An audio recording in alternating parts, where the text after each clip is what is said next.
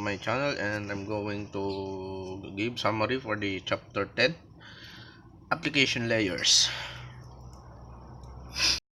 So let's start from the application presentation also session. Application layer. The application layer is closest to the end user. Network applications enables users to send and receive data with ease.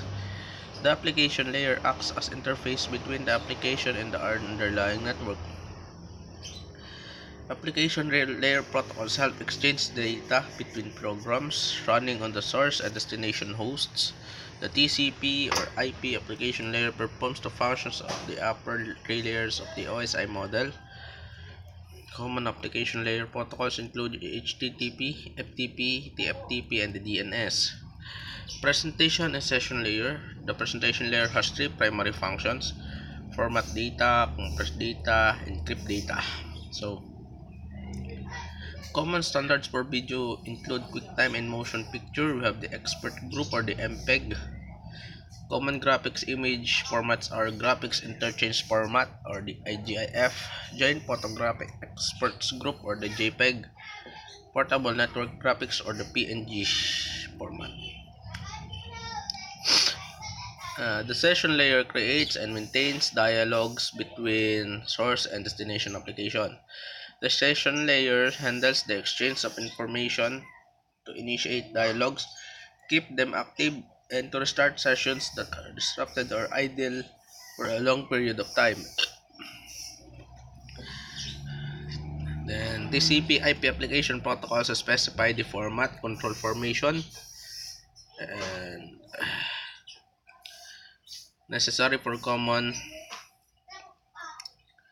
internet functions. Then application layer protocol must be implemented both source and destination devices.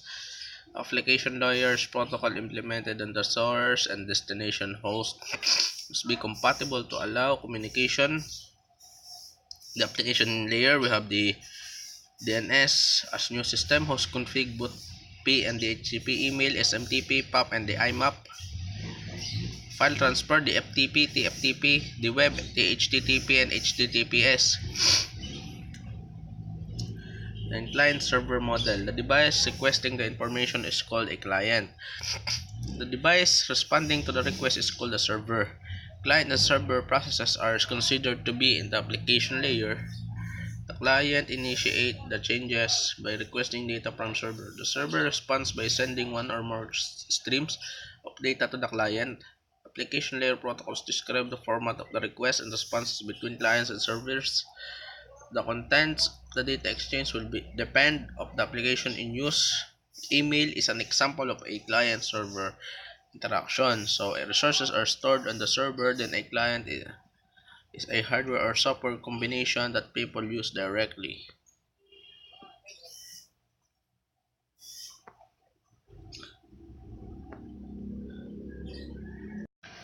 So,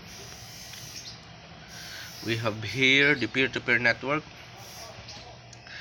In the peer-to-peer or P2P networking model, the data is accessed without the use of dedicated server.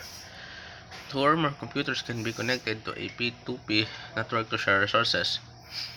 Every connected device, a peer, can function as both a server and a client. The roles of client and server are set on a per request basis.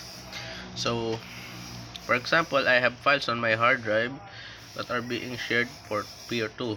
I always have a page that I need to print through peer 2. I need access file from the hard drive on peer 1 and also need to print a file I received from peer 1 with a print request. So directly connected with the printer.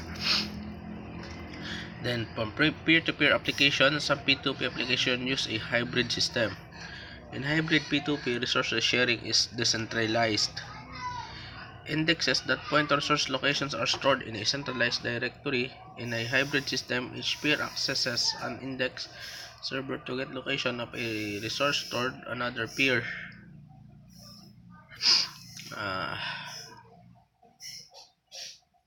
Common P2P applications.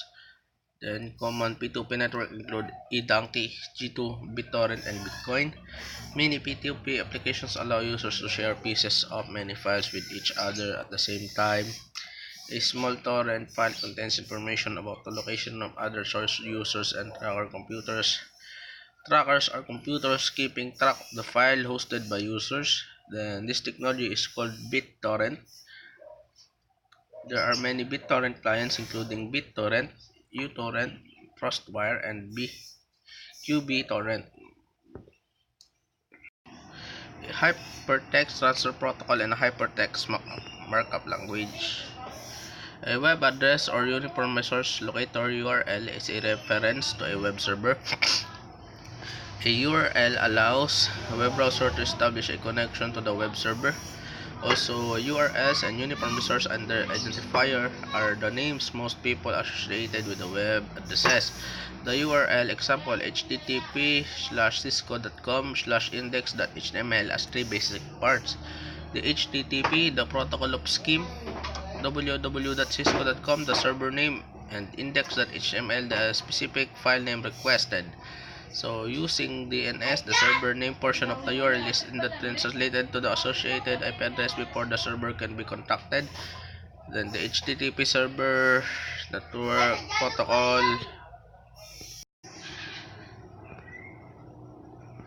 The browser sends a GET request to the server's IP address and asks for the index.html file. The server sends the requested file to the client. The index.html was specified in the URL and contains the HTML code for this web page. The browser processes the HTML code and formats the page for the browser window based on the code in the file. HTTP and HTTPS is the request response protocol, has three common message types: GET, POST, POT. Is not secure, message can be intercepted. HTTPS uses authentication and encryption to secure data. Email protocols. Email is a store and forward method of sending, storing, and retrieving electronic messages. Email messages are stored in database on mail servers. Email clients communicate with mail servers to send and receive email. Mail servers communicate with other mail servers to transfer message from one domain to another. Email clients do not communicate directly when sending email. Then email relies on three separate protocols for operation. Web is SMTP, sending, POP, retrieving, IMAP, and also retrieving. SMTP operation. SMTP message formats require a message header and body. The body can contain any amount of text. Then the header must have a properly formatted recipient, email address, and sender address. An SMTP client hence sends an email by connecting to a SMTP server on port 25. The server receives the message and stores the message in a local mailbox or relays the message to another mailbox. Users use mail clients to retrieve messages stored on the server. Then IMAP and POP are two protocols commonly used by email clients to retrieve message. We have POP operation. Messages are downloaded from the server to the client. The server listens on port 110 TCP for client requests. Email clients direct their POP request to mail servers on port TCP 110. The POP client and server exchange command and responses until the connection is closed or aborted. POP allows for email messages to be downloaded to the client's device, computer, or phone and removed from the server. There is no centralized location where email messages are kept. A downloaded message resides on the device that triggered the download. And then for the IMAP operation, IMAP is another protocol used to retrieve email messages, allow for messages to display to the user rather than downloaded. The original messages reside on the server until manually deleted by the user, and then users view copies of the message in their email client software. Users can create a folder hierarchy on the server to organize and store mail. The file structure is displayed on the email client. When a user decides to delete message, the server synchronizes Domain name service or the DNS protocols allow for the dynamic translation of domain name into the correct IP address. The DNS protocol communications using a single format called a message. And DNS message format. DNS supports different types of records. Some of these records types are A, an end device IPv4 address, NS, an authoritative name server, AAA, an end device IPv6 address pronounced quad A, MX, a mail exchange record. So that's all for the chapter 10. Hope you like and hope you learn from my video, and thank you for watching.